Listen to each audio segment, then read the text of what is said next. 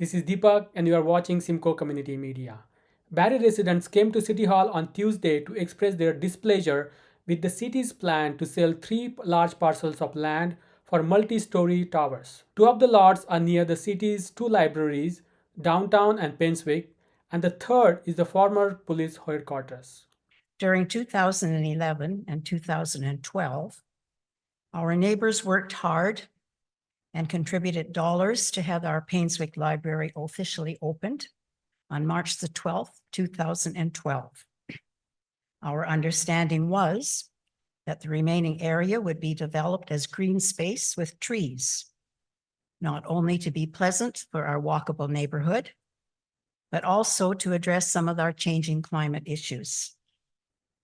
Now you want to rezone that remaining 1.66 acres and sell it to a developer to build housing.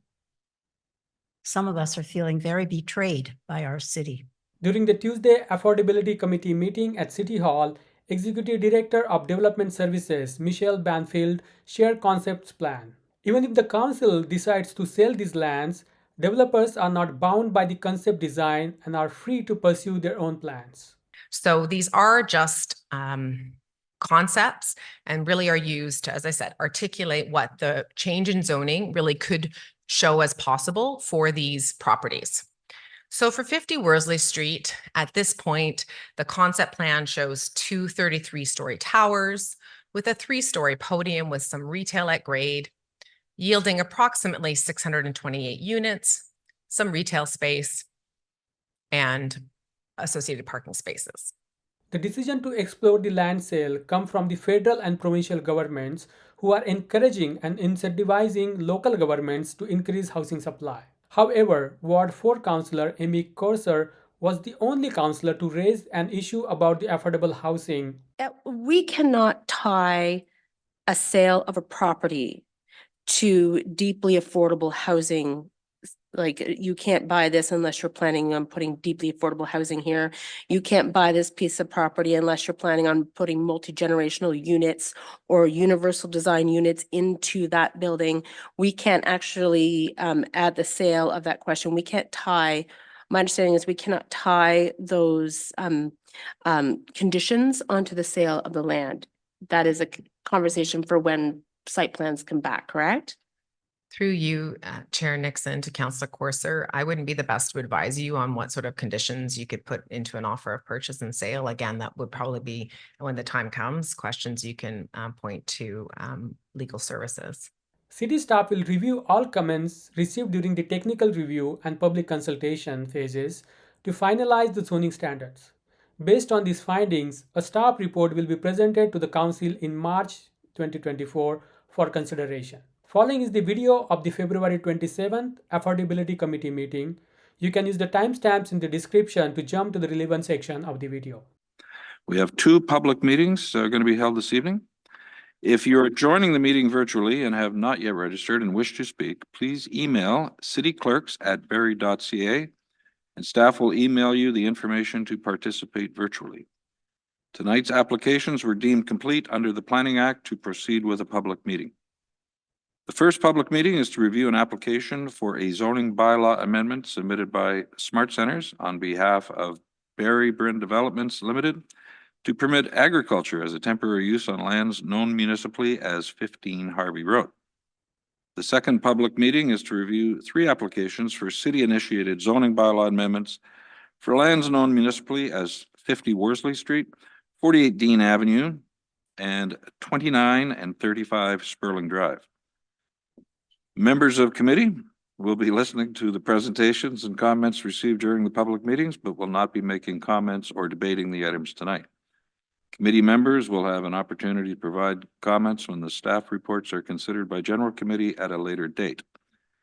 Interested persons wishing notification of the staff reports can sign the notification form at the back of the council chambers or by email at cityclerks@barrie.ca.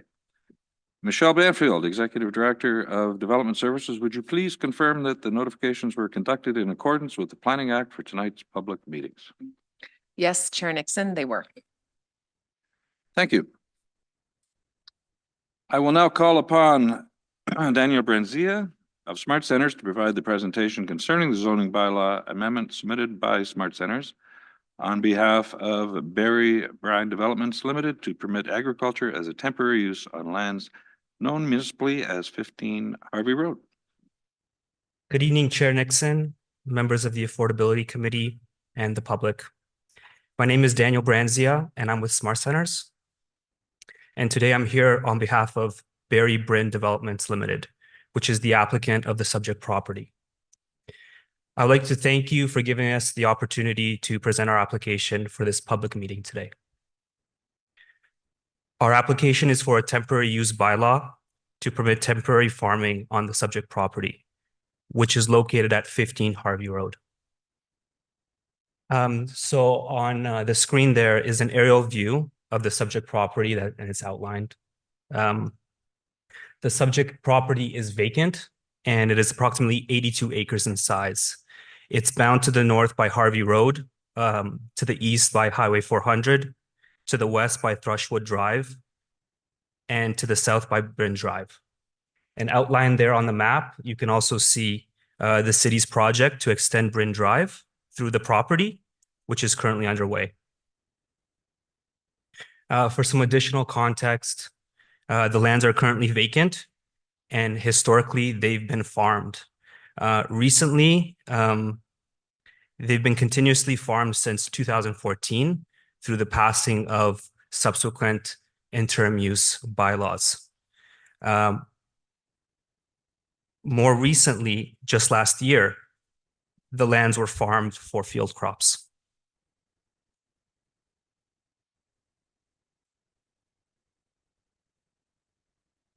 I'm just going to speak a little bit about our application today. It's to request permission to continue farming on the property.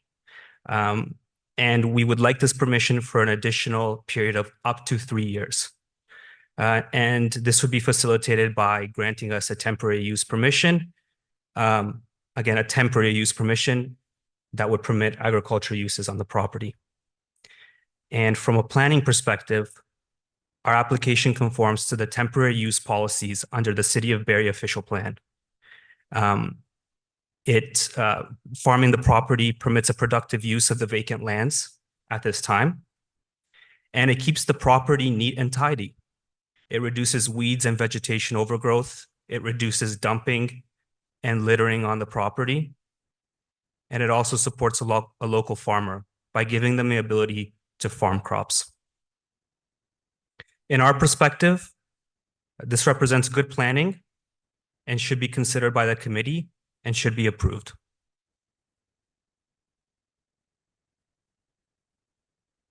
So I would like to thank you all today for taking the time to listen to our presentation. And we would be happy to receive any comments and questions you may have at this time. Thank you very much. I will now, before we go to comments or questions, I'm going to ask Celeste Kismesri, Senior Planner, to provide an update on the status of the applications, and then we can have questions for either one. Thank you. I'm gonna move you for a sec. Good evening, Chair Nixon, Mayor Nuttall, and members of Affordability Committee. Further to Mr. Branzi's presentation and the memorandum provided to committee by planning staff, I will provide a brief update on the status of the application.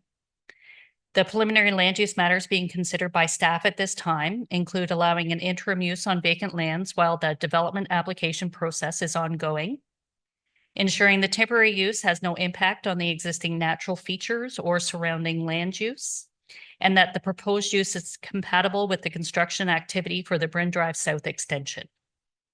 In terms of next steps in this process, staff are targeting April for a staff report to be brought forward for general committee's consideration.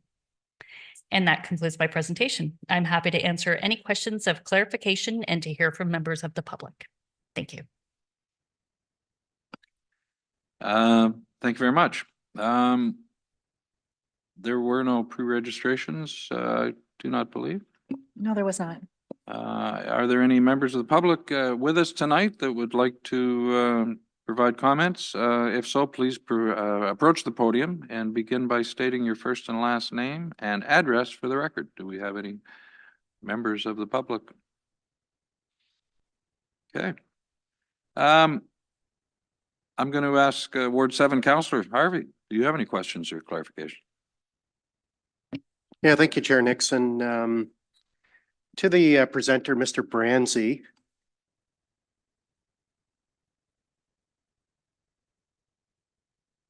Now, if staff or council were to approve just the farming piece of it, but not the tax break that comes associated with this request, is that something that Smart Centers is interested in? Through you, Chair Nixon, to Councillor Harvey. That's something we could consider, but it's not something we can discuss at this time. And it's just particularly because for the purposes of this public meeting, we would just like to focus on the planning matters related to our application. And personally, we believe that what needs to be considered is the planning aspects, the planning policy, the official plan policy, when considering application and the merits of approving our application. Thank you. And a follow-up to that, how much are you paying property taxes currently under the exemption that you've had since 2014? Through you, Chair Nixon, to Councillor Harvey. Again, I don't have that information at this time. I can confirm that when a property is farmed, it does receive a lower tax rate. But the details of how much we've been paying and how much we would pay if it's not farmed, I don't have at this time, because again, we would like to focus on the planning application. Okay, thank you. Those are my only questions, and I will deal with more of the financial piece that obviously my questions are based around when this does come to general committee. Thank you. Are there any other members of the Affordability Committee that have questions or comments? Councillor Harris. Yeah, thank you, Chair Nixon. Maybe through you to staff and Mr. Symmetry. Apologies if I missed it. So we're at 10 years of temporary or use or exclusion or exemption. We're about to authorize, possibly ask for 13 years. At what point do we no longer become a temporary? Seems like it's an ongoing. I don't know if that is relevant, but I put it out there. So thank you. Through you, Chair Nixon, to Councillor Harris. The temporary use bylaw can be granted for up to 3 years, and it really is up to council's discretion for how long that use will go on. We do have many in the city that have carried on for longer than this as well. And I think it really is just to determine on its merits whether or not as an interim use, this temporary purpose can be still accommodated on the subject lands until development proceeds. Great, thank you. Okay,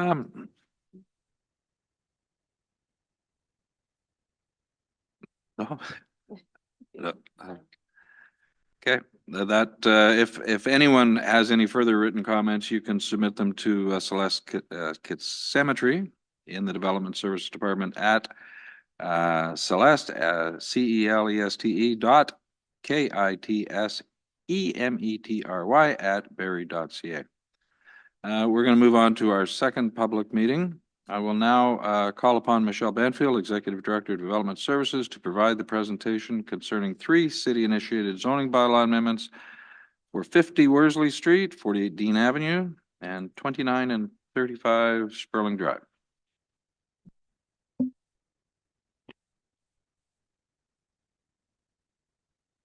Thank you very much, Chair Nixon, for the introduction.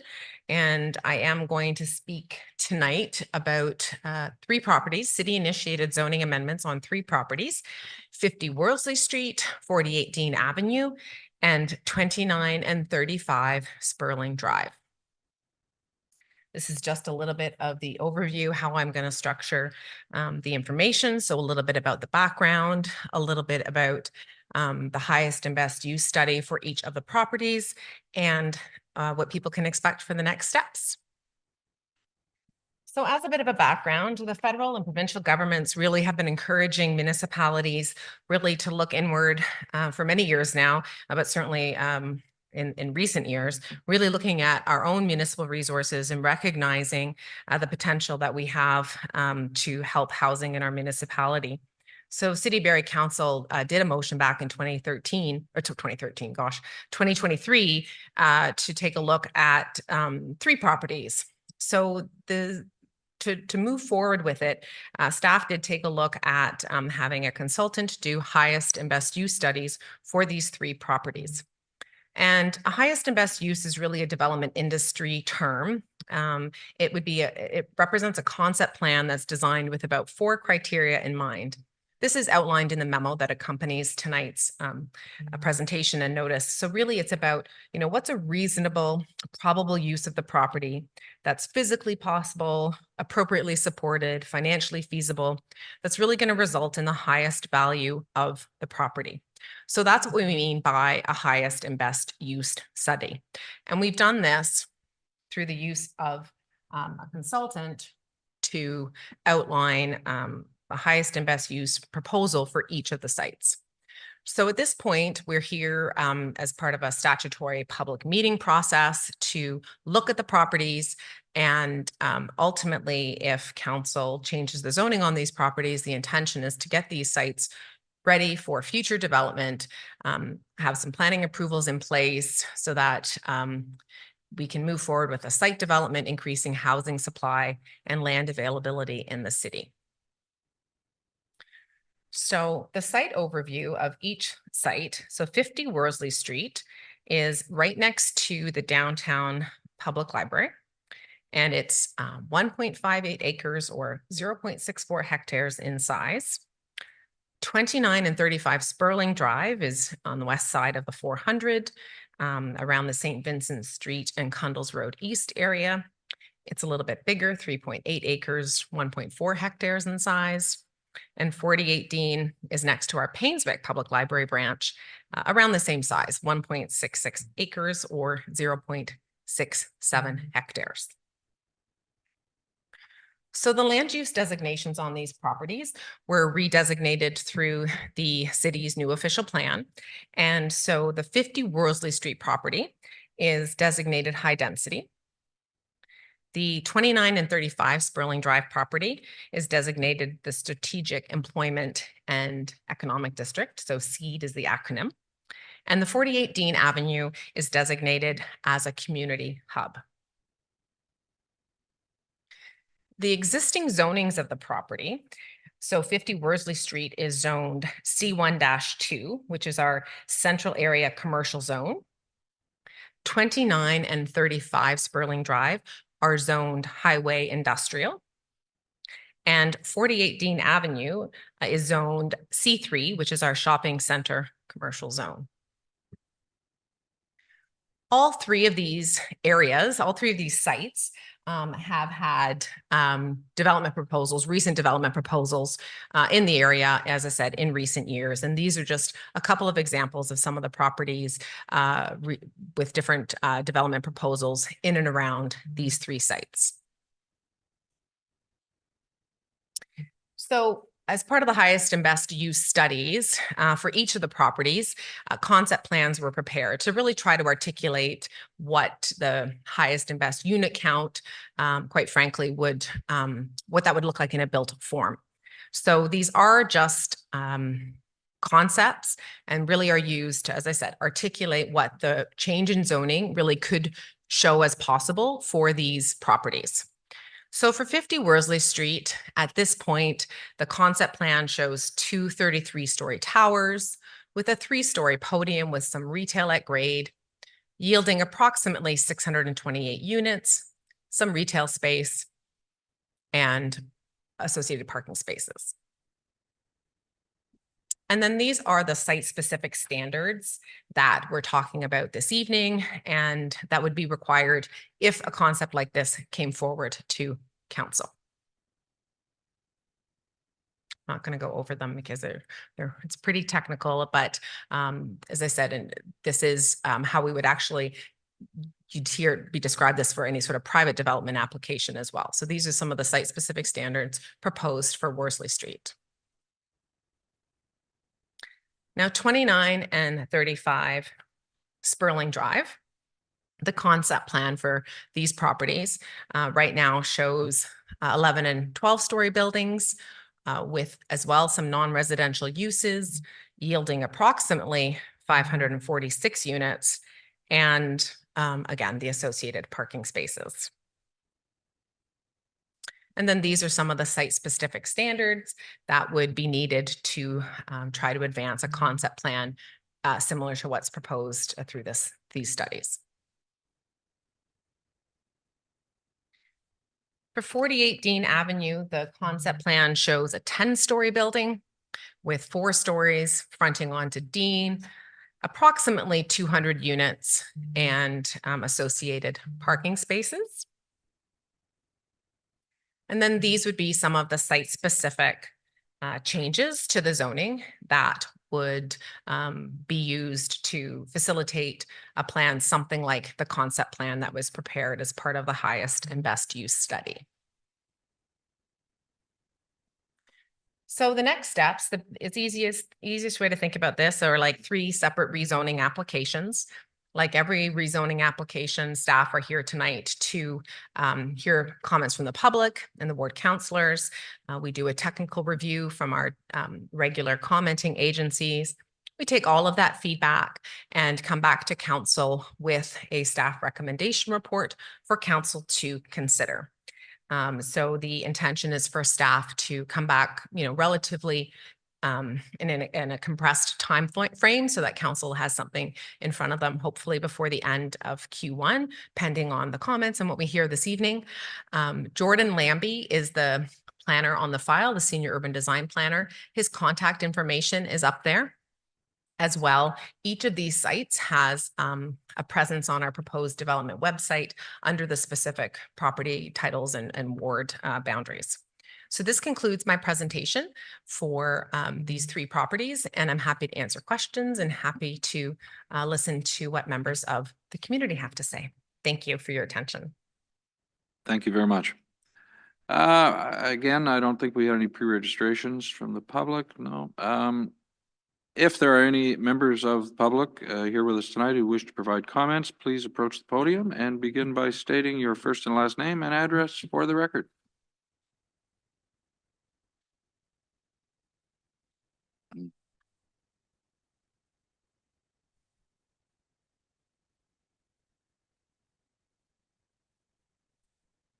Oh, Irene Lowry, 10694 Dean Avenue. Good evening, Mayor Nuttall, Chair Nixon, and councillors. Thank you for this opportunity to speak at our public meeting regarding the proposal to rezone the remaining 1.66 acres at our Painswick Library. During 2011 and 2012, our neighbors worked hard and contributed dollars to have our Painswick Library officially opened on March the 12th, 2012. Our understanding was that the remaining area would be developed as green space with trees, not only to be pleasant for our walkable neighborhood, but also to address some of our changing climate issues. Now you want to rezone that remaining 1.66 acres and sell it to a developer to build housing. Some of us are feeling very betrayed by our city. We agree that there is a need for affordable housing. That is why in that short block on Dean Avenue, from Madeline to Big Bay Point Road, we have the Terraces, an IOOF, not-for-profit, life lease complex with 161 units for the 60-plus population since 2001. And now with a 199 unit apartment building, as well as many single home dwellings. I understand that 300 housing units are allowed on a hectare of land. And as I've just heard, this property could now take 200 units in this proposed 10-story building next to our busy Painswick Library. Our concerns are, who has designed this building? Who will develop it as affordable housing? And who will operate and manage it? Thank you. Thank you. Is there anyone else in attendance that would like to speak?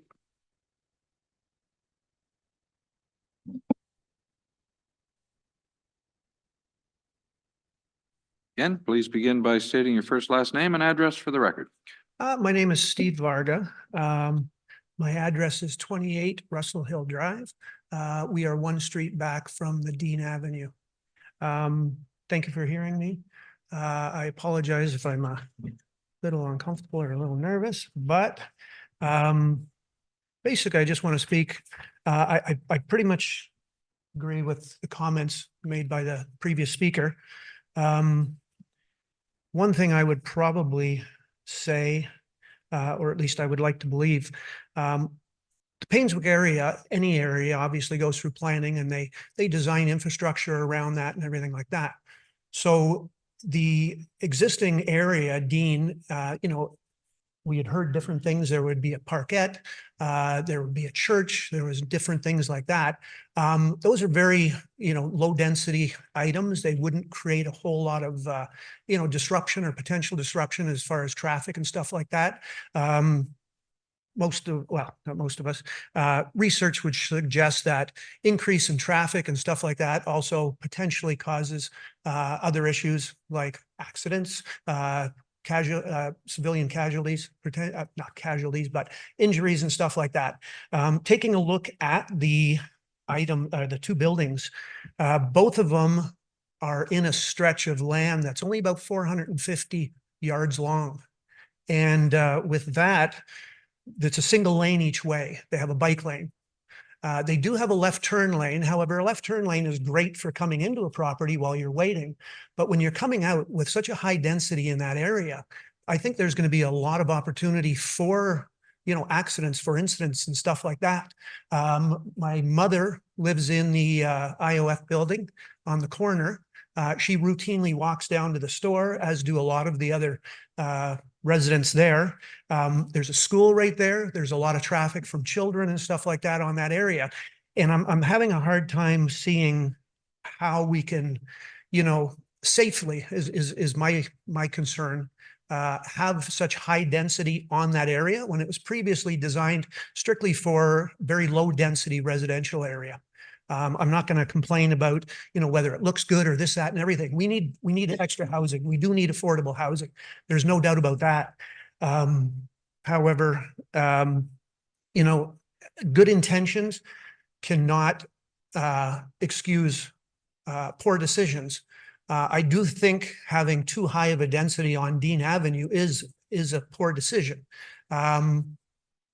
The other two properties that we were talking about, they're very close to the highway. I believe they're within a kilometer and a half of access to the highways as well. Most of the roadways have 2 lanes each way, as well as left turn lanes.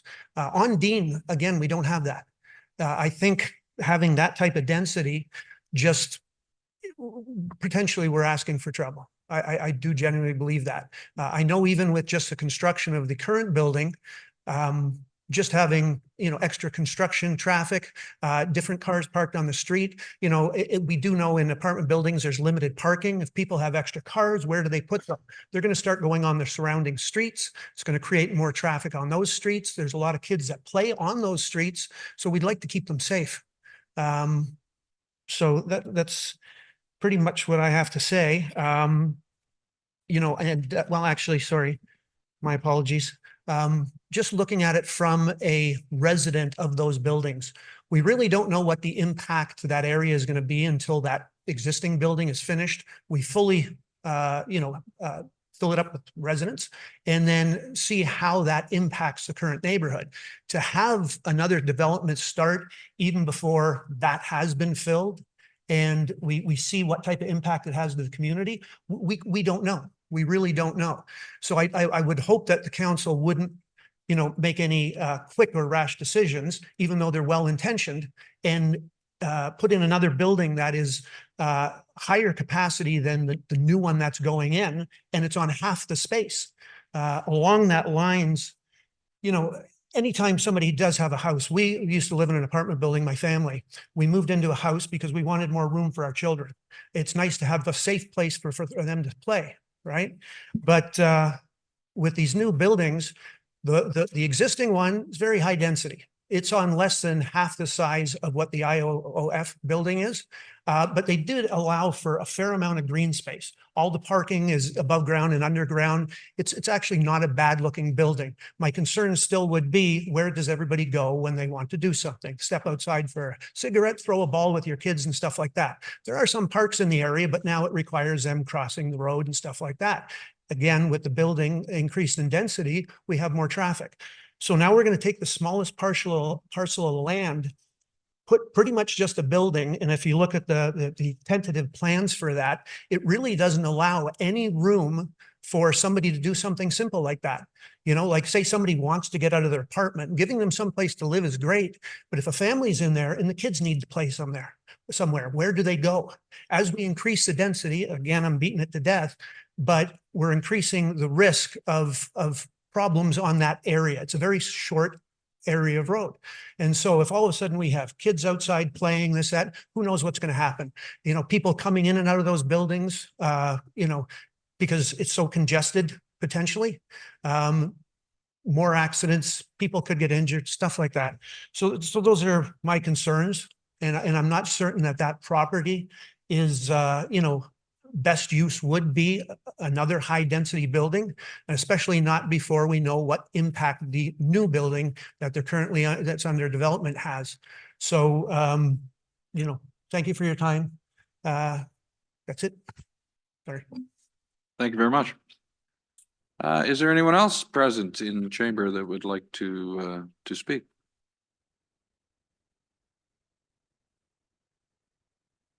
Seeing none. I'll start with members of committee then.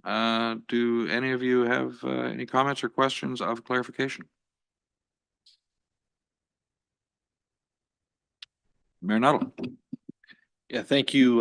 Thank you, Mr. Chair, and thank you to members of the public for the comments regarding Dean Avenue. And I think those comments are heard and certainly will be weighed in terms of what will come from our public servants to council's recommendations.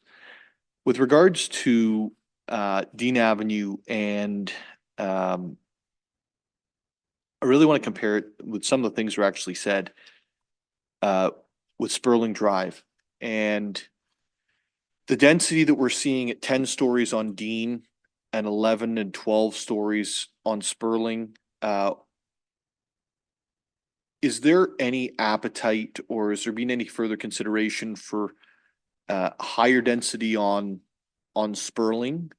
Because when I consider those two places, and I mean, we've heard traffic and we've heard other things, but when you consider the two places, the housing all around it, there's always going to be more resistance in existing neighborhoods that have bought into an area feeling that this site is slated for X and that's what it's going to be, versus where we don't have a whole bunch of residential neighbors on Sperling. Is there any opportunity to increase the density there and therefore increase the number of units and perhaps impact we're having through this process? Through Chair Nixon to you, Mayor Nuttall. So I'll just speak a bit globally. So the Sperling site and also the Dean Avenue site are being proposed to be rezoned to the residential apartment zone, the RA2. So in the current zoning bylaw, that zone actually permits up to 45 meters. So that's why you don't actually see a height variation on these applications in the same way you do with Worsley Street. So while the highest and best use for both of those sites are around the 10, 11, 12, the actual zoning bylaw would actually permit probably closer to 15, 16 stories depending on the floor height and that sort of thing. It's really kind of, so yes, so basically the answer is yes, even with the current proposal to the RA2 zone, could get some additional height, which then could potentially get some additional units and density. It would just have to be kind of looked at again in terms of the what the unit count and the density, how it kind of all fits together, because it's more than just kind of how high and how many units. It's, is there enough parking? Is there enough setbacks? It's how it all kind of comes together. So these, as I said, these concept plans were really designed just to kind of articulate the highest and best use. But the built form and even some of the unit counts could change if, you know, there's 3-bedroom units versus 1-bedroom units. So I think there is flexibility built in with kind of the way the proposed zoning is set up. But staff can certainly take that back as well to kind of see if there's even kind of more flexibility or more height and density that could be, but there's already some additional height that could actually be accommodated, even with just the regular RA2 zone. Yeah, thank you so much, Ms. Banfield. I guess my follow-up question would be, first of all, is there is this purely a planning exercise, or is there a financial component related to this public meeting today for the city? So I mean, as I said, a highest and best use does definitely have a bit of a financial review to it, but we haven't had these concept plans sent out for like an actual pro forma, I guess, if you will. Okay. And my request would be, where I don't want to get is where the city liquidates property like Sperling Drive, and we end up in a situation with a developer coming back and saying, we don't want it to be 10 to 13 or 15 stories. We want it to be 30 stories. And the city of Barrie sold it based on one set, but I can't see us saying no to that when we've said no to 30 stories and said yes to 30 stories in so many other places. And I feel like we'd maybe leave money on the table and units on the table, quite frankly, for people to live in. So I'm wondering, when the report comes back, if we could have some sort of estimation of property value and estimation of per unit, like per door value, so that we can take into consideration the financial implications to the city of Barrie. I know doubling the size of a building doesn't equal double the market value necessarily, but there is some sort of implication there in terms of the value related. And I'd like to have that back with the general committee report with regarding to the planning rationale. And perhaps if I can ask that the valuations come back in a confidential manner, or otherwise, I think that we're telling the market what we're willing to take, rather than it being a process where it depends on the market to come to us. Through you, Chair Nixon, to Mayor Nuttall, we absolutely could take a look at how we can package that. It would be not necessarily just development services. We've been working with legal on many of these land type matters. So we can absolutely take a look at that. I mean, in terms of, again, the highest and best use, really did look at the existing parameters of the official plan. And so that's an element as well. And obviously, as these things move forward, council's going to have some decisions to make about what they want to see on these properties and who they want to partner with. Thank you. Any other members of the committee that have comments or questions of clarification? Councillor Harris. Yeah, thank you. I was exactly thinking the same way of you, Mayor Nuttall. Thank you, Chair Nixon. And again, just in that understanding of the highest and best use and recognizing requests that have come in with similar distances to the highway. So I'm speaking to Sperling and other areas where we're seeing requests come in at 30. So that was, I guess, my question around how do we reconcile that difference, and we're looking at highest and best use when we're seeing a very different, 3 times the height and I know it's not apples and oranges, it's different, like, but that proximity to the highway, given that some of the description or rationale for why to go so high in those particular locations. So I don't have the question in there. You don't have to answer it. I just kind of like, it's my question to the assessment of the highest and best use value. Through your chair, Nixon, to Councillor Harris, as I said, the real highest and best use piece, like the real piece to it is kind of, what's reasonable, what's kind of legally permitted. There's that kind of element to it that smart density would have looked at when they did the highest and best use. And again, there's most likely some flexibility in there, as I said, as it relates to kind of what the height, but even just as an example, like the RA2 does permit up to 15 stories, give or take 16 stories. And through the highest and best use, they still came back with 11 to 12. And that's even with parking restrictions or like parking reductions and, those sorts of things. So there is, like every piece of land, there's limitations to how much you can fit in, I guess. Thank you.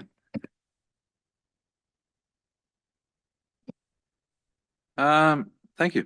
I think that's it for members of committee, but since we're dealing with 3 different properties in different parts of the city, I'm going to open it up to council members in attendance. Does anyone else? Councillor Morales. Thank you, Chair Nixon. Ms. Banfield, I know the question was asked, but I'm gonna very much make it very clear for anybody that's here from Ward 9. All of the speakers were from Ward 9, and I appreciate you for being here. The current zoning that the land is zoned for, I believe community zoning, that one, and I know it's meters versus stories, but let's simplify it a little bit. I know some floors can be bigger. The current zoning would allow 15 to 16 stories without asking for a variance request specifically for the height component. I understand that once you alter that, you could trigger a parking or different things, but specifically without a height variance, the existing zoning would allow 15 to 16 stories. Through you, Chair Nixon, to Councillor Morales, what I had said was we're looking to change this property from C3, that shopping center commercial, to the RA2, the residential apartment. And the residential apartment zone, that zone, permits, as I said, up to 45 meters, which, as I said, give or take, could be anywhere between 15, 16 stories, depending. The C3 zone, the existing C3 zone has a lower maximum height because it's shopping center commercial, and you don't typically see tall shopping centers, if you will. Perfect. And the reason why I asked that is it reminds me, through you, Chair Nixon, and there's a question at the end of this, but it's important in context because this piece of land is related to the building that the deputants alluded to that is going up, that is related to the Painswick Library, that it's related to the evolution of the site. So I remember when the planner of the time, Ray Duhamel, came representing the adjacent lands, it was one of the most clear presentations. He essentially said, yes, there are single detached homes across the road. Here is paperwork and documentation about that when this land essentially got subdivided by Armel in the 1990s, I believe it was 1994. Here's proof that while this is not on the intensification corridor, this was designated part of community hub and some of this uses. And here's why we could build up to 15 stories. They were going to propose 13 at the time. And it just took away the, pushback from some residents. It frustrated others. I guess my question is there has been at this time, to your understanding, Ms. Banfield, no interest from council to expand the Painswick Library with that land that's been sitting there. Is that correct? Through you, Chair Nixon, to Councillor Morales, I don't really have anything to offer. I'm not sure if anybody else on staff knows about that, but I haven't. Okay. And just the reason I asked there is Ms. Lowry went in her deputation, the land has been sitting there for over 12 years now, unfortunately with lots of dirt, and it's been a bit of a nuisance for some residents and definitely wanting to see something else to it. Something I'm noticing, other comments that were asked by the Russell Hill deputant was about the traffic. And adding some color before I say my question, I can definitely agree that on-street parking from other areas on Russell Hill, definitely an issue. I'm not going to dispute that. The speeding though, I don't think that's a Russell Hill thing or even a density in the nearby. I think that's just a global issue. People are driving more aggressively. They have louder cars. It's almost like a social, a failure of our social contract. So I guess my question to you is, before council, if council decides to sell these lands, and I know the answer to this, I just want to make sure the people who took the time to be here feel confident in this. Would the city, in this case, because we are the applicant, would we commission a traffic study to communicate the information that this meets traffic standards, both for traffic flow, times of day, leaving in the morning for work, coming in the evening, and even different times of year?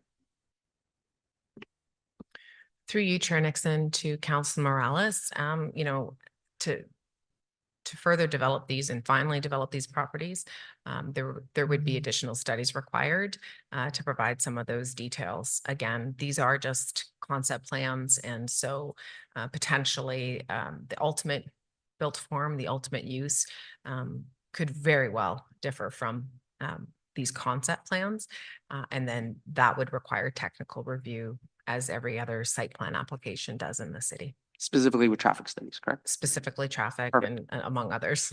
Okay. And something else I'm looking here, I'm looking at the slide, it's slide 14. I'm noticing that usually people are used to having development applications give less parking spots than are required. For the Dean Avenue, the proposed is actually 28% more than what it would be required under this zoning. Am I interpreting that chart correctly? I don't know, you may not have it in front of you. If IT could put up slide 14. Through you, Chair Nixon, to Councilor Morales, you are interpreting that correctly. And really, as I said, it does kind of come from the experience of the consultant and the work that they've done in terms of, you know, what they think is a reasonable, and in cases like this, sometimes it's to accommodate visitor parking and all those sorts of things that wouldn't necessarily. So again, you know, we do, in this case, and for these concept plans, we did rely on the expertise of the consultant to kind of get us to where we are for this. Again, understanding that when the plans become more final, there could be some variations, because you're exactly right. We definitely do see, in some cases, variations to our parking standards. Sure. And the one more interpretation of that table, if everybody's interested and wants to look at, I don't see a variance request. And again, I know these are preliminary, but I don't see a variance request on amenity space. Amenity space can take many forms. You can do a rooftop patio like the Terraces has. You can do an outdoor green space like Young Station has. You can do a little space in the back. You can do it in the front. You can even do it internally like a gym, but I don't see an amenity variance because I know that was also brought up by one of the deputants. Is that a correct interpretation that at this time, again, might change, there's no request for an amenity variance? Through Chair Nixon to Councilor Morales, you are correct. And again, I think it does kind of come back to the consultants really trying to really come up with the highest and best use, which really would also include you know, private amenity space and public amenity space for multi-unit residential buildings.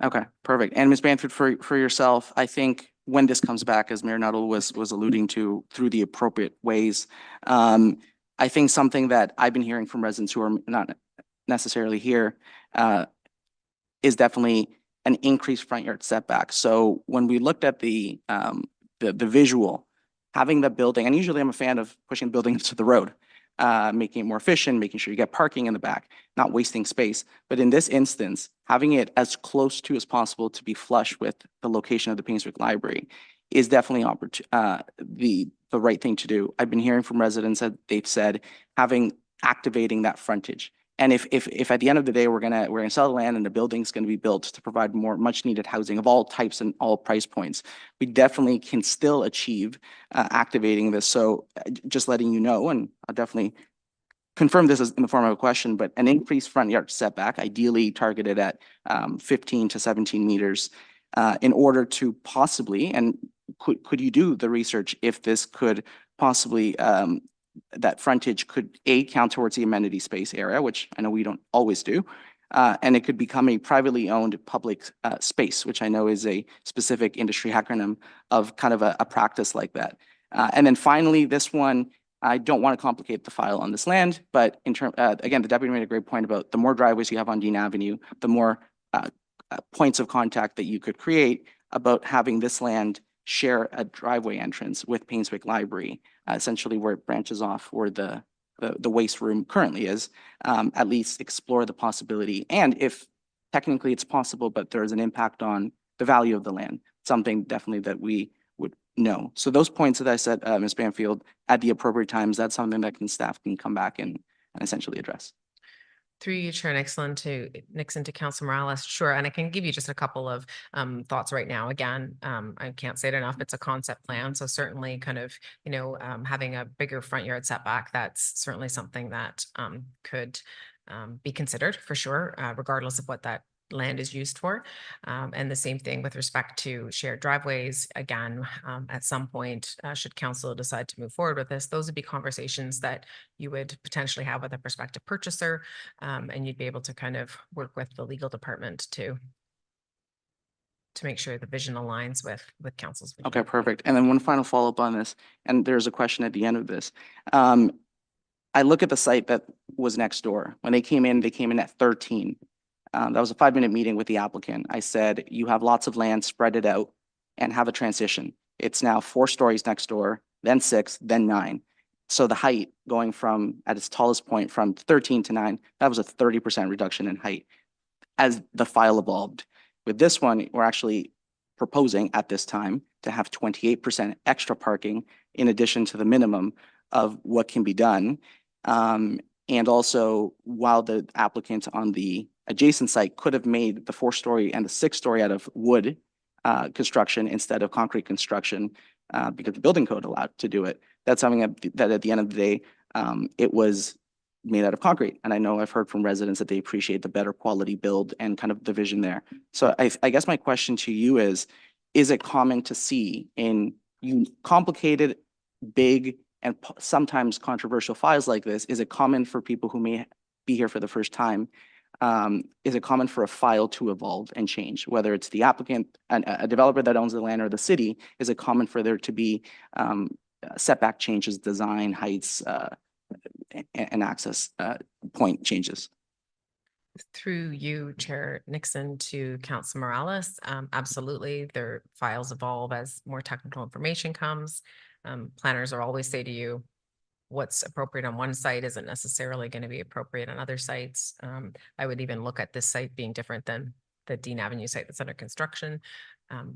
We have been seeing, obviously, over time, more dense projects, higher dense projects. There's, elements related to planning trends, living trends, demographic trends, all those sorts of things impact how the project goes from like conception to construction.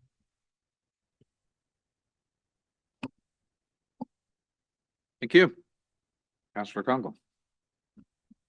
Thank you, Chair Nixon. And Ms. Banfield, I'll probably just have 1 or 2 quick questions, and I appreciate your time in advance consulting with me on some of the things. So being the Ward 3 councillor specific to Sperling, being in that ward, I think I'll just say it again, it might be repetitive, but for sake of those, I appreciate the 12 stories. I was surprised it didn't come back higher because it is an opportune area, but totally respect that this is a concept design. And that if you look in Ward 3 further down Cundles, I mean, the largest we're seeing is the junctions as an example at 6. And I think the most recent approved on Cundles by the North Crossing was maybe an 8, 10, and 12, and 12 was facing the highway. So it does have alignment. So I see where that's nicely aligned, but would be interested to see and what is possible there. I guess for sake of clarity, because I know I'll probably get some questions, I haven't had a lot yet, but because this is a different process, maybe just for sake of being clear, because we are coming forward and the public has access to this visual, it doesn't mean that if someone comes in and purchases that property, they're responsible to build the concept design that we've put forward. That really it's just the zoning that is the parameter they have to bring back concept in. Is that correct? Through you, Chair Nixon, to Councillor Kunkel, absolutely. Like a prospective purchaser may have a different vision, and the built form actually at the end of the day might have the same unit count. The buildings might look different, the built form might look different, but it still would all be in the parameters of the zoning. So this, I mean, it's different in the sense that it's city-owned property, but the rezoning process is dictated by the Planning Act. It's exactly the same. Whether the city owns the property or Bob the builder owns the property, it's exactly the same. You have the notice, the circulation, council considering the bylaw. It's exactly the same. Okay. And maybe just for the public watching, because I feel like sometimes it's managing expectations. What you see is not necessarily what you're going to get. Sometimes I think that gets lost in the way because we're not all planners and there's a lot of moving parts. So while this is looking at being zoned RA2, and I thank you for identifying that while it identifies up to 12 stories, it could actually permit up to 15 or 16, depending on the built form or such, the details forward. If there was an intention to go higher, what would be the process to which council would be involved in? Would that be a different rezoning? Just so I'm aware of if the public's asking or thinking the maximum ever on this site could be 15 or 16, what is the process by which that zone could perhaps support greater density? Through you, Chair Nixon, to Councillor Kungle. So the Sperling property really is limited more by the official plan as well as the zoning. So like any either official plan amendment or a change to the zoning would involve a public process, much like this evening. So the notice, the signs on the property, all those sorts of things. Thank you. And then last question.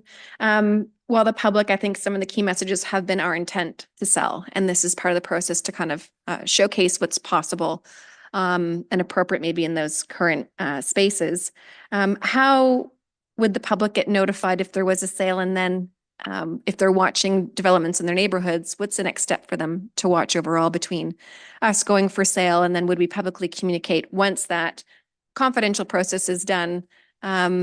Would that basically just be a waiting period until which a developer comes back with an intention and a site design? Through you, Chair Nixon, to Councillor Kungle, I'm going to have to take that away. I'm not exactly sure when things become public. I mean, there's going to be a whole bunch of elements that would be in camera for council to consider, but certainly development applications to say, you know, we rezone it and they come through for a site plan, then again, the site plan application, while not a public process, would be certainly publicly available. And then if there was a zoning change, I'm not 100% sure right off the top of my head about what would be, unless I see Mr. Mills is here, unless he would like to answer that question. I don't think I have any additional information to offer. No, that's fine. Thank you very much. I appreciate that. That helps me to kind of appropriately frame any questions I'm getting on this. Thank you.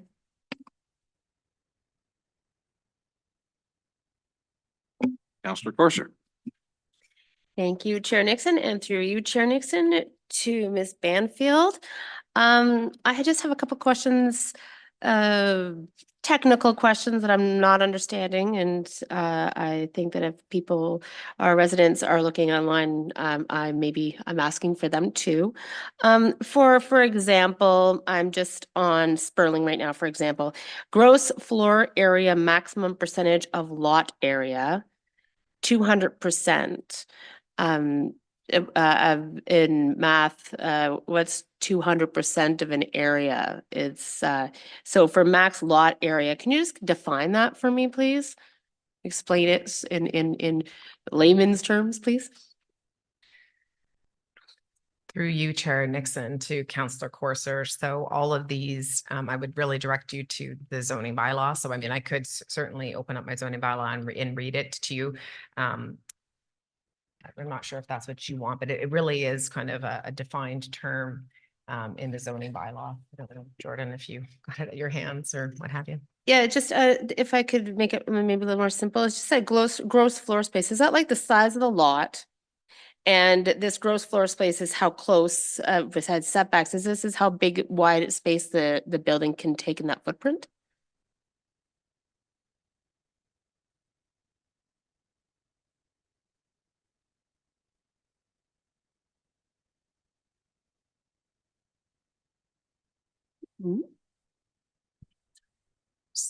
Through you, Chair Nixon, to Councillor Courser. So really, as I said, gross floor area means the total area of all floors in a building. And I literally, as I said, I'm reading from the zoning bylaw, accepting a basement in a residential building measured from the outside of the exterior walls. This is why, as I said, like the zoning is super, super technical, but exclusive of any building that's used for storage or parking, references, storage, stair walls. So as I said, probably the easiest is if there's really a question about kind of some of these terms for them to reach out to Jordan, and we can kind of direct you to the right section in the zoning bylaw. Sure. Actually, I think that probably answered my question more than anything, because it's like 600% to 710%. We're not talking about the space of the land and you know, so that makes that question, your answer actually, yeah, kind of deflates my question. For highest best density, we've had these discussions before. We cannot tie a sale of a property to deeply affordable housing. Like, you can't buy this unless you're planning on putting deeply affordable housing here. You can't buy this piece of property unless you're planning on putting multi-generational units or universal design units into that building. We can't actually add the sale of that question. We can't tie, my understanding is we cannot tie those conditions onto the sale of the land. That is a conversation for when site plans come back, correct? Through you, Chair Nixon, to Councillor Courser, I wouldn't be the best to advise you on what sort of conditions you could put into an offer of purchase and sale. Again, that would probably be, when the time comes, questions you can point to legal services. Okay, thank you. And also for just picking up on something that Councillor Morales had mentioned, can you give me an example of what a privately owned public land would be? Through you, Chair Nixon, to Councillor Courser. So it's privately owned public space. The acronym is POPs. They're becoming relatively, it's a planning term, I guess, if you will, becoming a little bit more popular as we become more and more dense, and it's really just a matter of having a piece of property that's actually privately owned, operating like a park or a public space. Whereas previously the city would always kind of own the parks, but there'd be easements in place and agreements in place to allow not just the people that maybe live in the building to be able to access these spaces freely. Thank you. I think that would be an interesting conversation to come up again, as some of these, well, two of these properties I find that are, culturally, or maybe not culturally, but like our residents, like our community, they're sensitive because they are very tight to libraries. So to have that third space, which is, you have home, a term that might not be familiar to a lot of residents. You have your home, you have your work, and then you have a third space, a gathering space. And when you're dealing with lands that are very, very close to libraries, which are public spaces, to have that consideration for privately owned public spaces, that would be a great conversation to have when some of these plans or some of these proposals come back. Because I think in being next to public lands like public buildings like libraries, to not have that density and crowd, and maybe add a little more third space kind of ideas around it. So that would be good planning, I think, for that. And I think that's all I have. Thank you. Thank you. All right, no, Councillor Morales. Thank you, Chair Nixon. Very quickly, thank you for inspiring a question, Councillor Courser. Residents who are here, residents who are watching, and residents who will watch it later on YouTube, Ms. Banfield, how can they continue being part of the process? What happens to residents a lot, especially the ones that don't follow council? They get this scary piece of paper. There's something concerning there. It's hard to interpret the information. They come here, they hear a lot about, like, we'll look into that, and they don't hear about the file for 2 months to a year. Again, those timelines change, but how can residents here who want to continue to be part of the conversation about the pops. And huge credit to Miss Lowry. If it wasn't for Miss Lowry, we wouldn't even be prioritizing this for the Dean Avenue lands. Big kudos again to the Russell Hill resident for putting the traffic thing and the visitor parking. Otherwise, I wouldn't have noticed that we need to ensure that that 30% extra parking, which will likely go to visitors, be prioritized. So how can residents ensure that they can not only be notified for when the meeting comes up, which is probably just sign up for the email list, but they can also, as appropriate, be part of the process where they can give their constructive feedback, whether it be the Dean Avenue file, the Sperling file, or the H block? Through you, Chair Nixon, to Council Morales. So certainly anybody that's here in public, there's a sign-in sheet at the top that we encourage people to sign. I believe Chair Nixon suggested that. Again, reaching out to the planner on the file is always a great way. And then, if you've given us any sort of written submissions, so even if you don't want to have a written submission, we get emails all the time. Just let me know when this is going back to council. This one in particular is going to be a bit unique. It's going to come back relatively quickly, but in a private development application, sometimes it's years before it comes back. And we work very closely with our clerk's department to make sure that they have their list, planning has our list, and we make sure that people are aware when items are coming back to general committee for recommendations. Okay, perfect. Thank you. I believe that is it for questions. If anyone has any further written comments, you can submit them. Excuse me, I didn't turn my head that way. Councillor Riedma. It's okay. I'm used to being ignored. Thank you, Chair Nixon. I just wanted to pick up on something that the mayor started out commenting on, and that is there really are two things going on here. The first one is the land use that we're talking about for the most part. The second one is a financial decision that we as a council have to make.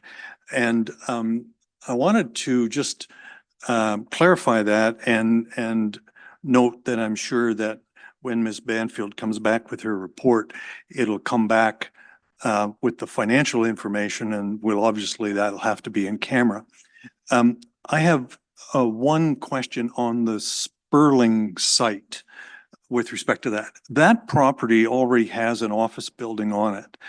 And I'm assuming that it's possible to sell two pieces there. One is the vacant land and the other one is the parcel with the building on it. Is that fair?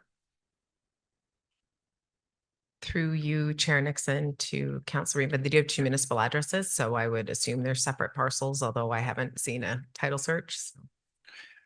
And I'm assuming since we're exempt from the Planning Act, we could just deposit a plan and sever them that way if we wanted to, I suppose. And I guess one of the things that I would be interested in seeing in your financial piece is the property with the building on it now what is it worth? And is it worth more or less than if we knocked it down and rezoned it? So that may be part of the financial piece that we want to look at as well. So if that could be done, that'd be great. For you, Chair Nixon, to Councillor Riedma, we'll take notes and we'll provide what we can. And again, it would be Development Services working with our Legal Services Department as they do the real estate transactions. Sure, that'd be great. Thanks. Thank you. If anyone has any further written comments, you can submit them to Jordan Lambie in the Development Services Department at jordan.lambie@barrie.ca. That's JORDAN.Lambie, LAMBIE @barrie.ca. We will move on to reports of advisory committees.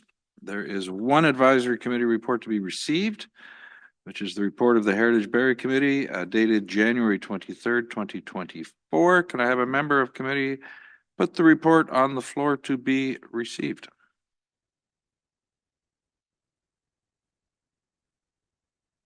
Yeah. Councillor Harris. Are there any questions from members of the committee? Or members of council in attendance? Mayor Nuttall? Yeah, thank you, Mr. Chair. Just a comment on this.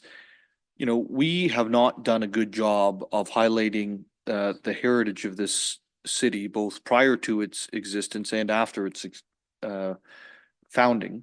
And I think that this is a good step forward in that process. And actually, one of the things that we're working on in my office right now is other opportunities to highlight the city's heritage going forward. And so I know we have two members of the Heritage Committee here this evening. I think this makes a lot of sense. And please pass that back to the Heritage Committee. And I'm going to be putting something on the circulation list asking for more of this type of thing with some specificity around what at this point. But we really do need to build up the narrative around the history of our city and the history prior, and why this was chosen as a location for settlement back in the day. And before that settlement, all of the different Indigenous communities that were here. So just want to say thank you. Please pass the thanks along, and hopefully we see more of this going forward. Thank you, Mayor Nuttall. Councillor Rima. Thank you, Mayor Nuttall, and for sure we will pass that back. And we're very interested in what you might be working on as well. Maybe if I could just make one little plug here tonight, and that is that stay tuned for March the 6th. Mark that on your calendar. It's our next council meeting, and we're doing the Heritage Awards that night. And so there will be a number of buildings and a number of individuals that are going to be recognized that night for their contribution to heritage. I might also say, warn some of the members of council here that I'm going to be approaching you in the next week or two before the next council meeting to give the award if it's in your ward. So I'll be talking to you about that. Thank you very much. Anyone else? No? Okay. All in favor? Carried. There is one recommendation from the Heritage Barrie Committee report dated January 23rd, 2024 regarding the 9-mile portage signage. Does a member of committee wish to put this motion on the floor? Mayor Nuttall. As this motion is on the floor, are there any questions from members of the committee? Seeing none, are there any questions from members of council in attendance? Seeing none. All in favor? Carried. Okay. Do we need a motion for adjournment? No, we do not. Okay, so it is 7:10 p.m. and we will adjourn the meeting. This concludes the Affordability Committee meeting. Thank you. We will continue to follow this story and bring you further updates next month. Thank you for watching.